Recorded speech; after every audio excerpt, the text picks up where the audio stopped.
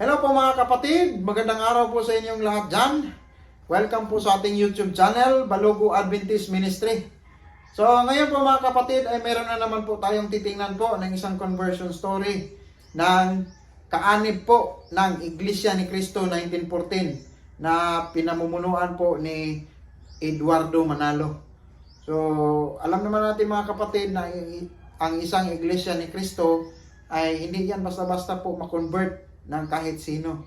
Kasi yung pananampalataya nila ay napakasulit. Yung pananampalataya nila na sila lang po ang maliligtas. Pag hindi ka kaanib po ng Iglesia ni Cristo ay hindi ka maliligtas. Yun po ang kanilang isa sa doktrina. So kaya ngayon, tingnan natin ang kanyang conversion story. Bakit siya nag Seventh-day Adventist? Samahan niyo ako mga kapatid. Si Father David Munsur, kaya niya papa-elder din sa kawit. Yan. Ito, timong papa, iba, kuhan sa simbahan ninyo, sa Adventist. Kaning naikatungganan siya, bautismo mo? Yung niya, bautismo. Bautismo ko. Niya, kauban ko ito na krusyo. Kabalo ko siya sa kong kinabuhi. Minsan na, ay pag-yaga-yaga. Ikaw diya ako, diya akong papa ko, istorya na ako, di papa. Cellphone. Tunay. Kaning, sa yung mga katungdanan sa Adventist sa kawit. Sa Adventist sa kawit sa elder. Nakay kailang pastor, pabautismo ko. So, kinsa may Bible study ni mo? Wala. Kinahanglan din na Bible study. Insa nga, kinahanglan naman na, kaya na ay 28 ka. Wala siya. Imo kumanon. Damo ko rin ba eh, nga. Ang hilang din sa kawit ko niyang gabi kaya natulong kayo ito kumalo nga na ay tunda sa kawit. So pagkagabi dito ko si Pastor Andilag ang nag-entertain ako kaya siya may speaker kung panahon na. Hindi siya, Pastor, magpabotismo, Iglesia ni Cristo, si Pastor Andilag. Kalisod ninyo convert? Isa may Bible study ni mo, wala rin po pastor, damdura. Siya na. Ano man ay ko pastor, o di ko ni mo bautismuhan, hindi na bagyan ko nga magpabautismo ko Seventh-day Adventist. Kaya o di ko ni mo bautismuhan ron. Mao na na instruction sa klase damgon, sa ngayon pangutanong sa tika. Parin sa pagkaon, pangutanong ko niya, magkatubag ko kay sa damo ko, mamunta yung topic. Dahil pangutanong ko niya, anong kinahanglan man sa tao ng simbaw sa bato? Kasi ito ba? Base ra po sa amo ang sa sa damgo. Ito, ang nilang adlaw nga Sabado ang Ginoo atong imamat. Ang tinuod nga Ginoo nga ang simbahan balik karon sa pagluwas sa katawhan. Kanira yung adlaw nga Sabado. So mo to, wala sa dagan ang pana. Siya nga, kilapin ni kuan. Kilapin ni kaning Paul. Mana kung pwing out to, wakto nagpahibalo kay akong asawa. Kundo tiwalag na ang kasing-kasing naagi ako sa Iglesia ni Cristo. Ito pa isa. Ako pa isa. Kaya kung gangan ako sa mga Iglesia ni Cristo na ay katungganan. Kabalo di kong sapo. Nagpabautismo ko ni simba ko ng Sabado ito. Na ako ilakaw. Bautismo na. Dala kong sinya. Pag uli na ako, wala na ko itong basa. Tabuan ako sa balay. So kung tabuan ni at tuman tong sabot ang Adventista nga amigo na to ng maestro. Congratulations! Di anak mo sa Adventist ka na ikaw. Tawanan. Pastor, wala ka dayon to nga muang ako ang amigo ng maestro kay sulit mo na pakasawa. Darga sa tiso.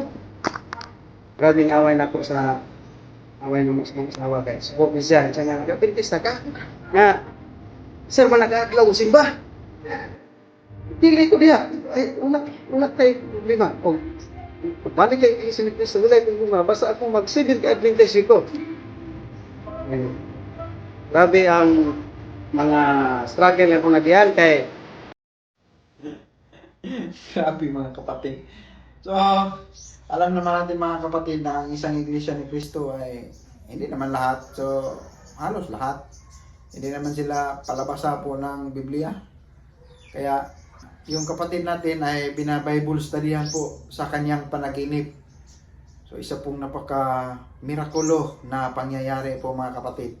So that time, timing na meron din crusade, kasi meron siyang kakilala po na elder na sa Seventh-day Adventist. So gusto niya magpabautismo. Hindi ka bautismuhan ng direkta sa Seventh-day Adventist kung hindi ka dadaan sa Bible study. Kaya pumunta siya sa crusade, in-entertain siya ng pastor. Sino bang nag-Bible study sa iyo? Hindi, wala pastor, yung panaginip lang. Sige, dito ka, tanungin mo na kita kung totoo ba yung panaginip mo. Yan pa. Hanggang sa tinanong siya, so nakasagot siya kasi yun po ang nakikita niya sa kanyang panaginip. Yun po ang instruction rin sa kanya. Hanggang sa natapos yung crusade, so nagpabautismo rin siya. So yung kanyang misis ay isa pong Iglesia ni Cristo. Yung kanyang ina sa kanyang misis, o ano ba yan, biyanan.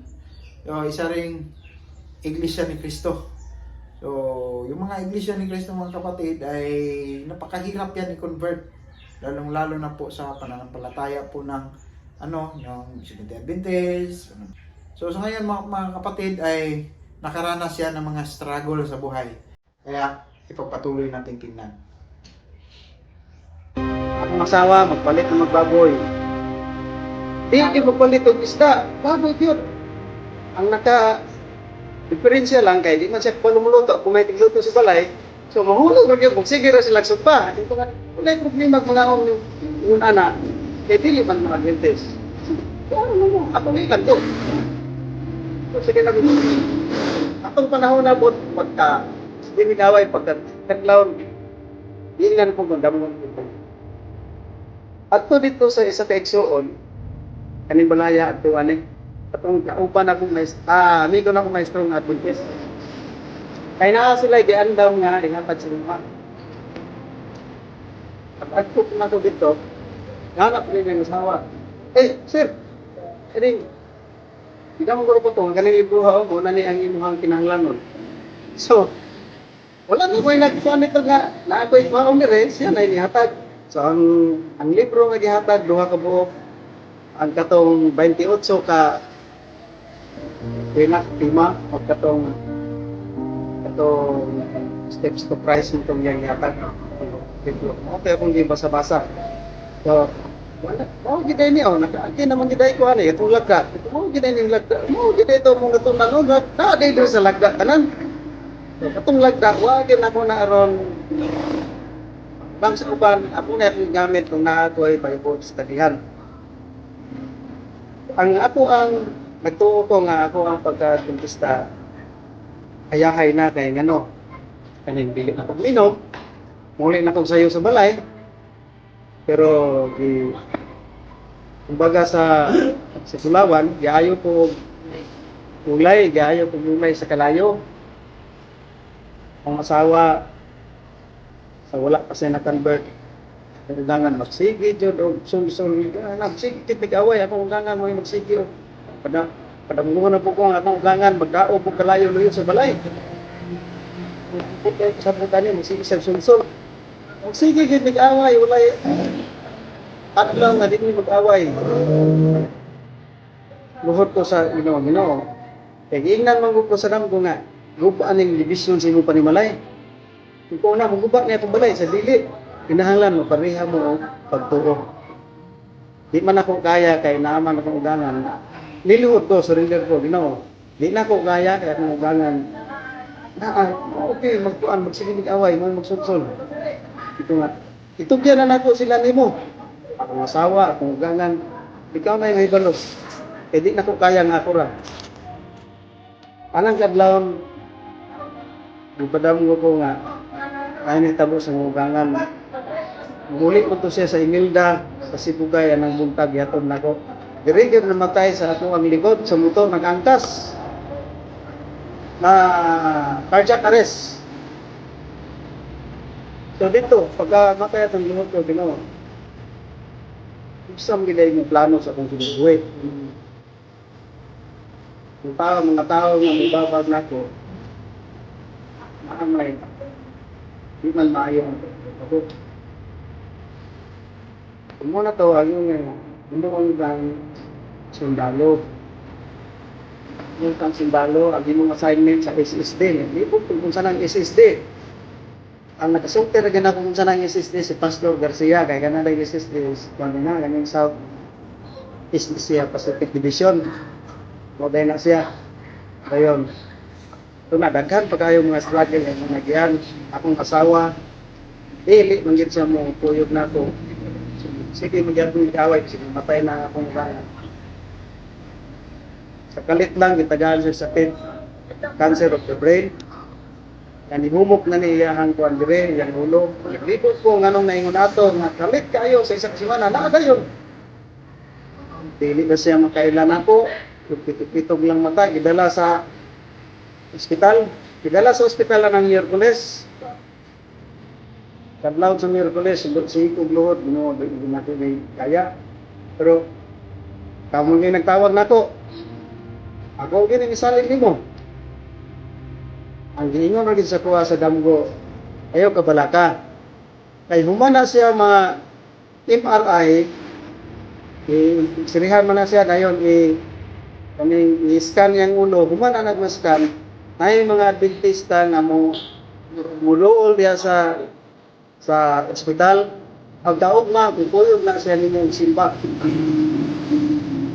Ana ko imuha na gid ng bumaagi Ginoo kay imposible kay nang nahitabo. Kay gilimitahan man sa doktor niya ang pinabuhi og isang lang semana. Kay giling mo operahan, stress ya gid siya, matay gid siya. Moto kapag Miyerkules pagka-Webes, MRI na. CT scan, di CT scan pag-Biyernes. Silang pastor gumapak ni adto man dito. Og katong elder sa Kawit, iampuan, naganta sila. Ang akong asawa, din na ako yung adventista, nag-introduce ka ng cleansing. So, nag-choose ko ato ka ng karot, ino niya, ako mga adventista dito nga nangato, una silang pastor gumapak, din na sunod, mo'y gatubot. Ikalit na akong asawa nga, kalip-lihok. Then, siya na yung ato sa CR. Ako ito, nakuyawan ang doktor nga, anong talakaw naman na? Dayon, nitanaw sa pitchen, saan siya muna ito? Carrots, pastor, o kanin pipino, gidyos, pagkita inom niya. Ana kanin ang doktor nga, okay mo po ng herbal. Sige, okay mo po ng herbal. Kaya siya, nasa man, wagid mo ay kwarta ay kapaupira. Wala, mga pastor. Nyana naman, doktor. Nyana naman dayon ang akong asawa. Kanina. Biyernes naman to. Manggawas ta. Biyernes naman to sa buntag. Manggawas ta kay ugma mukuyo po ni simba po sa padok. So, grabe kayo ang gibuhat sa Ginoo sa akong pinabay. Although ang struggle sa ako kung siguro sa uban, wala lang kay Kristo nga gigumitan. Ihawiran, saligan, surrender na. Ato lang panahon na nga kanang ang imong asawa ingon na muwa di kay kwarta kapag so Miyerkules, Huwebes, Biyernes, gawas mi pag alas 3. Ay papirma ko Weber sa doktor kay kung may tabo kasi labot. Pagkaugma ni simba mi. Simba mi sa Kawit magbarang-barang pa sa pero simba mi. Mo dito imo sa man. Bible study ka. Kanang makasagot na ka kay kuan para pa imong ulo sa tungod sa cancer. Ito yung sa mga 1 week. So, dato, Bible study. Antod nga, pag-birth siya, nagpabautismo, kauban na nako ron sa pagsimpa ng aking asawa. Amen po mga kapatid. So, napakaganda po ng kanyang conversion story. Sa kanyang pagiging Seventh-day Adventist, ay marami rin siyang mga struggle po sa buhay. So, hindi po madali ang magiging isang Seventh-day Adventist. So, unang-una, yung kanyang biyanan ay parang kontra sa kanyang desisyon na maging Seventh-day Adventist siya. Para babalik siya sa Iglesia ni Cristo ay yung kanyang biyanan ay pinagsabihan palagi niya kanyang asawa na yung kanyang anak ba na ganito hanggang sa sila ay magsige palagi na lang silang mag-aaway. Kaya na naginip na naman siya na gibain mo yung division sa inyong bahay.